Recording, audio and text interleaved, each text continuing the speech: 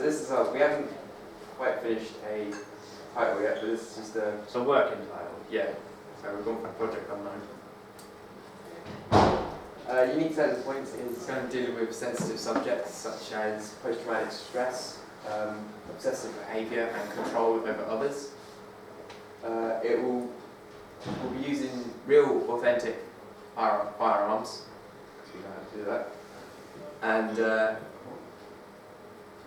it's not that bad. And we'll come back to that. Well, it's more to create a more realistic and a better atmosphere for the film. We're going to be messing with people's minds, trying to figure out what is real, what's not for the audience, as we're dealing with this character. And throughout the entire movie, we'll be making them feel uncomfortable and start to question their own reality. Our target audience is between the ages of 18 and 25. However, there shouldn't be that much violence in it, so it could go lower, but it'll probably be for a more mature audience. As they'll probably understand the subject matter and it will more likely to intrigue them.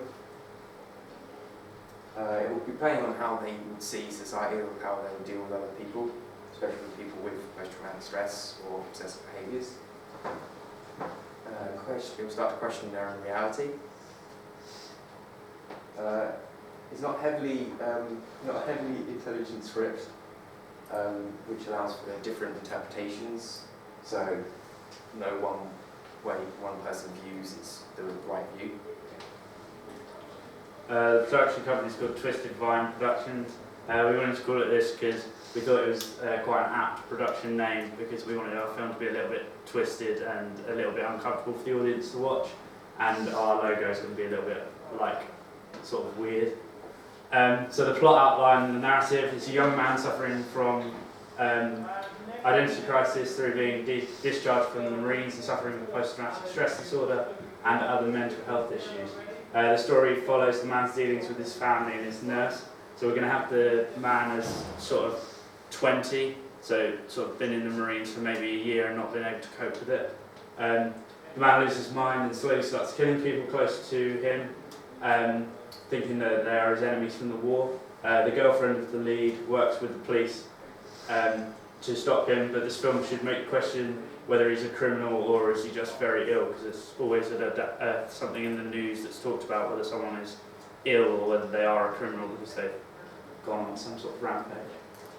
The characters, so the man or young man has no name to sort of dehumanise the role, so he's not going to be called by any name, it will be just referred to as the young man or him. Catherine is the girlfriend of the man who works for the police.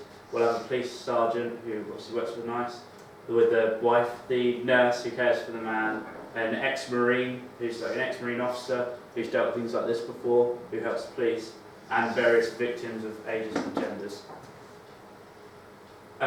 The setting, we're going to have it set in a family home. It's going to be a little bit weirdly shot, where we're just going to have sort of, not a close-up, but just a shot of the young man and then people coming into shot when they want to talk, and then when there's killing, so you never actually see the killings, but they're done through flashbacks of thinking he's in the war, but he's not actually in the war, he's killing someone like in the here and now. So it's supposed to be quite odd and a little bit uncomfortable to watch. And we're going to have the flashbacks RF upward just because we have access to it. And it's quite a good location because there's sort of tanks and things like that around. The genre conventions we'll be using sort of almost the same as long shots and close-ups, mainly with slow pacing and close-ups on certain objects, so things that will remind him of his past, things that will link to his past, so causing some flashbacks maybe, and on certain things that changed his life. We might have a few voiceover scenes every now and then just to try and create an eerie atmosphere, or more authentic atmosphere.